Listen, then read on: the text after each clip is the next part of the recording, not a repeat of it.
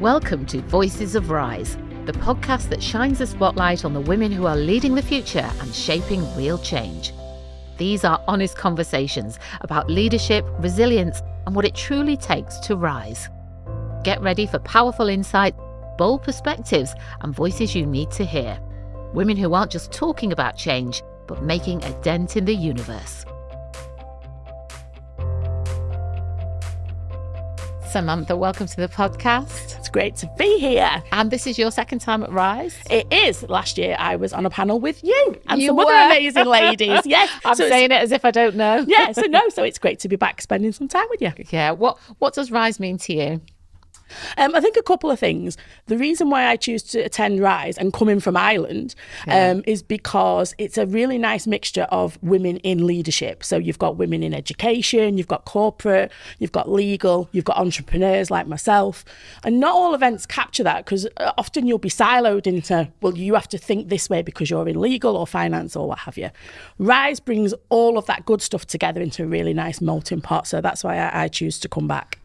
And you have your business Creating Lightbulb Moments. Yep. That's an interesting name. It is. And it's business coaching, leadership coaching.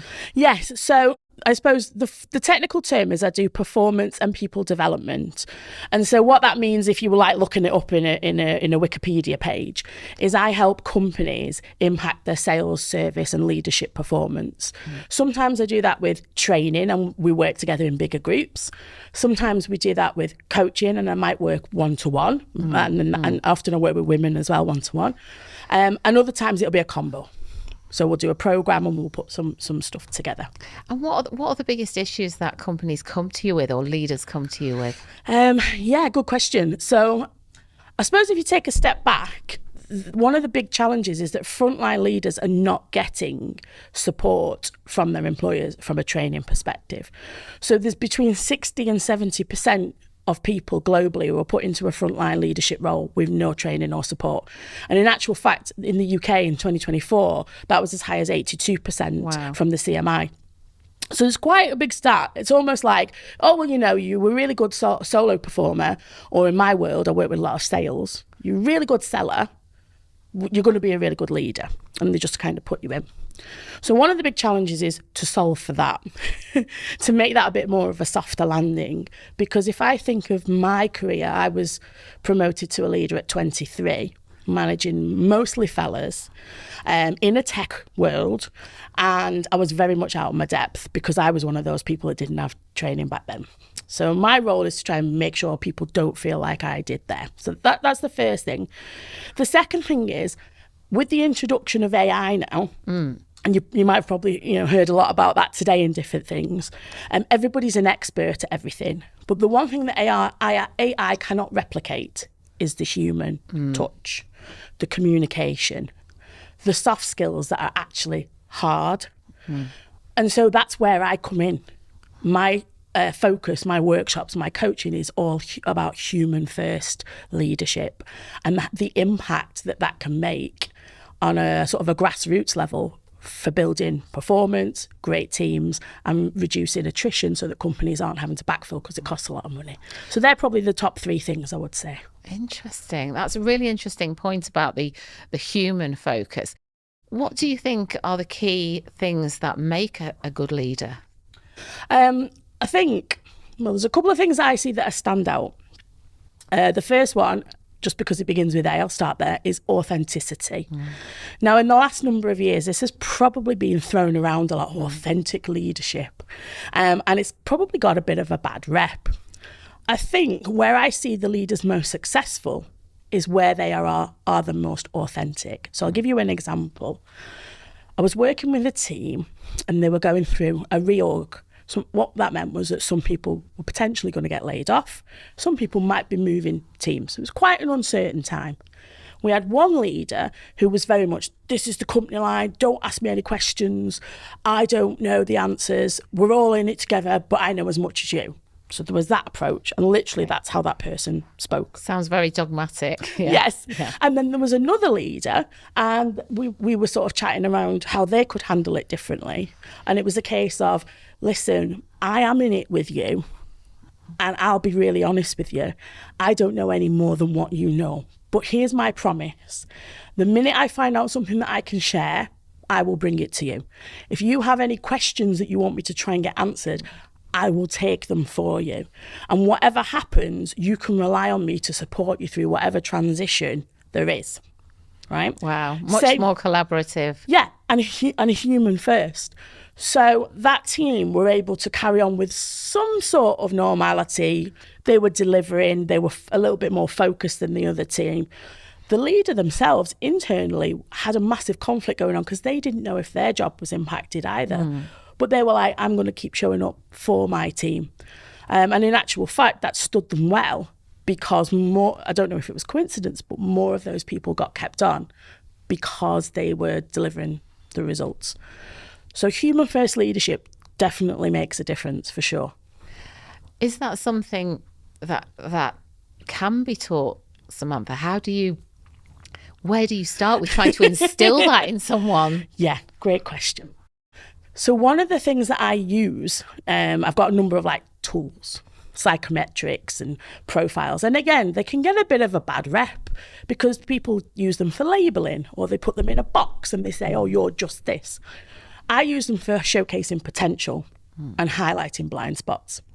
So what I will often do is I will start with some sort of a psychometric profile and I'll choose one that is easy to understand. And often, in this instance, it might be the language of colour. And I will talk about how they're showing up, what that looks like to others, and if they need to dial something up and do it more or something. We might say you need to dial up your yellow and they'll understand what that means.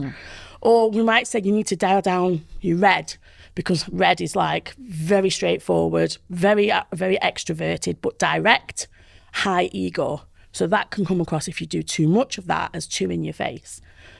So I sort of teach them this language of when you're in a different situation, what can you dial up and what might you need to dial down depending on the surrounding, but also who you're dealing with. So one of the ways that I do what we're talking about now is we start with one of those tools and then we sort of work through it together. Now, a company might say to me, we've had a bad experience with profiles or what have you. We prefer not to do that. We then talk about maybe typical leadership archetypes, so personas or what that might look like and ask them to grade themselves. And then we get to a similar space and I do the debrief in exactly the same way. What that helps them do is it, first of all, creates self-awareness.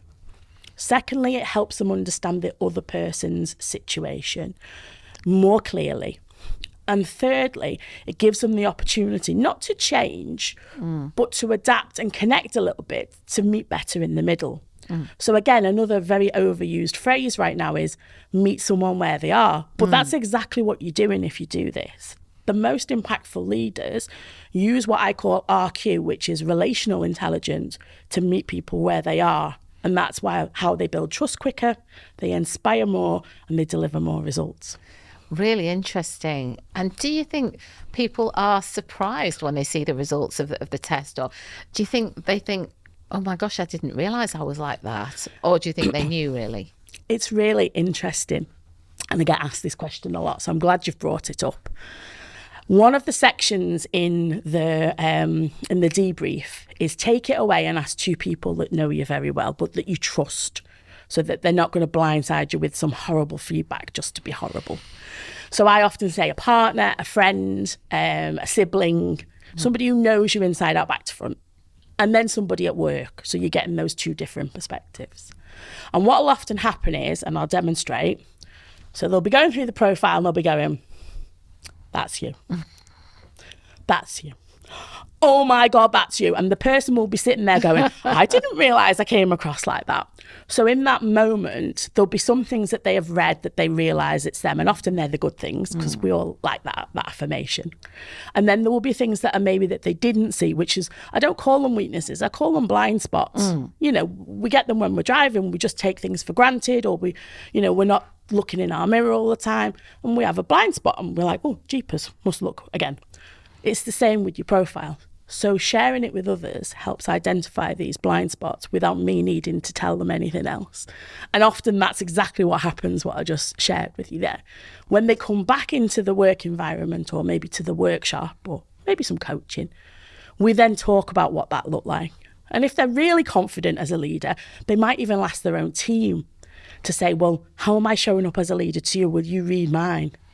And you can say what you want. Now, you need to have a lot of psychological safety to be able to do that, because a lot of people will go, yeah, you're amazing. So in short, there is an element of realisation. It's often reinforced by other people's perception when they view it. And at the same time, that is often the light bulb moment where they go, okay, maybe I didn't realise I was doing that because it's a strength that I had that I've overused. And when I do that, maybe show up as a bit of a bit awkward, like with that ego. Maybe I need to dial that down. And that's the language that I use, because it's less confrontational, and do less of that. Really interesting. I mean, I think I had a tendency, I know, when people came to me with a problem, to immediately always try to solve it straight away. And sometimes people just want you to listen to them. And it took me quite a while to realise that. And when you do have these light bulb moments, it can completely transform how you work. But it's creating the spaces for people to realise that they've got those, that those issues are there, because sometimes people might not even realise that they're doing something. Absolutely. That's not being effective. Yeah, absolutely. They might think that it's coming from a good place as well, so that I'm being helpful. A lot of leaders that I teach coaching to start by saying, I already do coaching. And I'll say, well, talk me through it. And they'll say, well, I'm sat with Claire and I say to Claire, I need you to do more of this. That's not coaching, that's telling. So a lot of the time it's just like misdirected or misguided because they've never had that initial training. Now, if I think about integrating the profiles into this, what I can do is say, well, what do you think your coaching style might be based on what you know now? Well, I'm quite direct. Or, right, so if you're dealing with Claire and you know she's the opposite to you, what do you maybe need to dial up or down when you're asking Claire a question? Because that's what you're going to do, because you're coaching now. And then we use it to kind of like get the best out of the team. So we still teach all the leadership skills, the frameworks, all the different like 4-box things that we all know and love in business. But it's underpinned by that human element that is often missing as part of typical leadership programs. Interesting. And of course, some people are accidental leaders. They may not have started out intending to be a leader. Yeah. And it can be a difficult journey to navigate. Yeah, it can. It can feel very overwhelming. It can feel quite isolating. And I remember I was interviewed last year for a magazine, Stylist magazine, and I used the term around leaders doing this thing called emotional trespassing. And in short, what it means is the leader thinks they're being helpful by asking, oh, I noticed something's wrong, Nicola. How are you feeling, Nicola? I noticed this is impacting you on a specific day, Nicola. And they just kind of like almost won't let it go to the point where it feels uncomfortable because the two people don't have that relationship and the member on the team maybe doesn't feel comfortable to open up. So the leader is with good intentions, but they're crossing a boundary because they don't necessarily have permission to take it that far. And these are just some of the challenges that show up in the modern workplace, more so now after the C word, because we've got hybrid workforces, we've got fully remote workforces, where some of these things would be better intentioned, but you'd see someone's reaction because you were stood next to them at the coffee dock. Whereas now it might be done over Teams or Slack and it's all virtual, and it can feel very different to if that conversation was taking place in the physical sense. So they're just some of like the watch points that you have to be mindful of, given the fact that some people just slide into the role without even realising. Absolutely. Can I ask you, what are your thoughts on remote working, Samantha? So I worked remotely before COVID for about 6 or 7 years. And so I had global roles. So for me, it worked really well for me because I had the opportunity to go into our local office in Cork. I had the opportunity to work from home when I needed like what I call brain space work. You just got to get your head down and create reports, those kind of things. And then I had the opportunity to travel when I was actually facilitating workshops. So for me, it worked really, really well because I built a routine around it. Now, if you think what happened when we went into COVID and it was very sudden, people were just expected to keep doing the same work, but not given any help to adjust to the... And then it was like, let's have a forced fun call on a Friday to bring everybody together. And, you know, so again, it worked differently for different environments. Done right, I think it's super powerful. Two reasons. One, it gives people choice. So modern families nowadays, you know, it facilitates those things. And two, when you give people that choice, if one of those choices is you can come to the office or you can have a small fee to maybe work in a co-working space, and then once a quarter we're going to bring everybody together in London or Manchester or wherever, they're still getting that human connection and getting a chance to build teams, and they're the ones that I see in organisations that are doing it right. So it's not all or nothing. It's not like everybody's in every day. It's not everybody's out every day. Where I see it a challenge is the RTO return to office mandates, and they're forcing people back to office. Some people don't want to, or they've got used to a pattern of working from before. And as a result, it's putting them under pressure. And they're then going into an office to sit on a Zoom call or a Teams call, which is just, that's like Ricky Gervais in The Office with the presenteeism that he had his jacket on the back of the chair, right? Yeah. That's all they're doing there.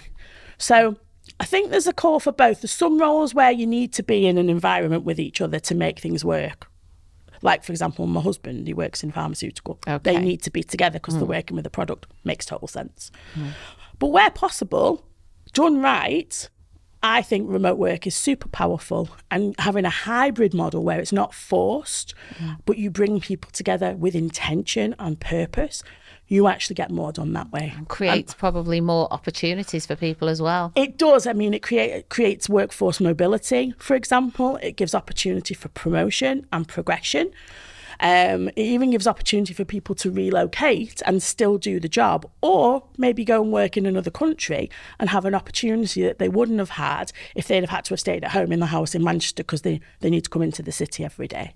So there's lots of pluses for it, but I think it needs to be done right. If you just let it be the Wild West, which I think is a little bit of what happened with COVID, it can feel lonely, disconnected, isolated, and almost like people are just sitting there tapping the button to keep the green on the messenger tool, right? Yeah, so there needs to be that psychological safety that I talked about before.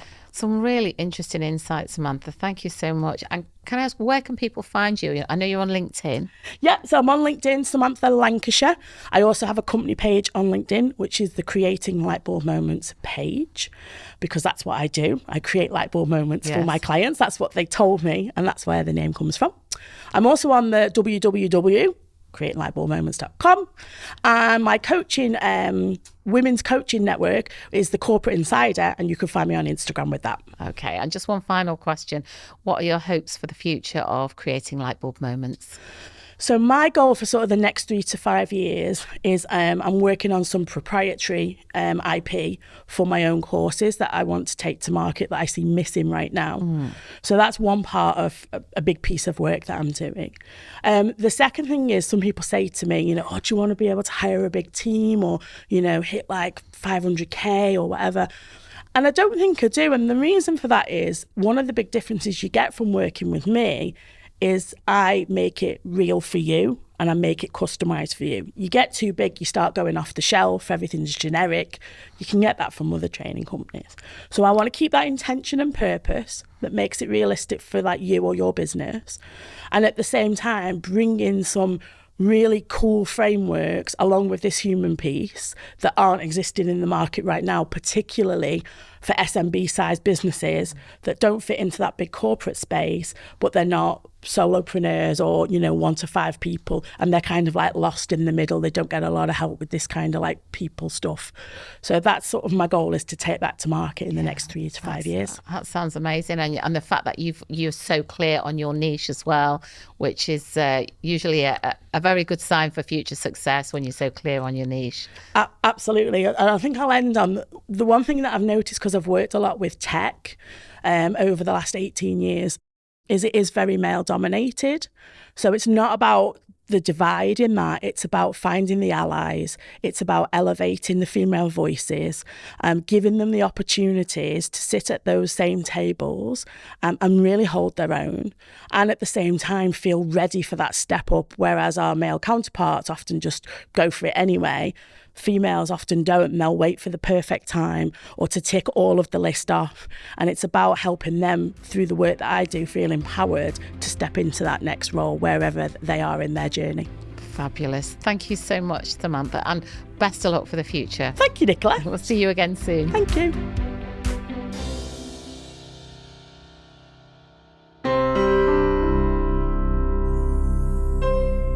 The Voices of Rise podcast is sponsored and produced by Applehead Media.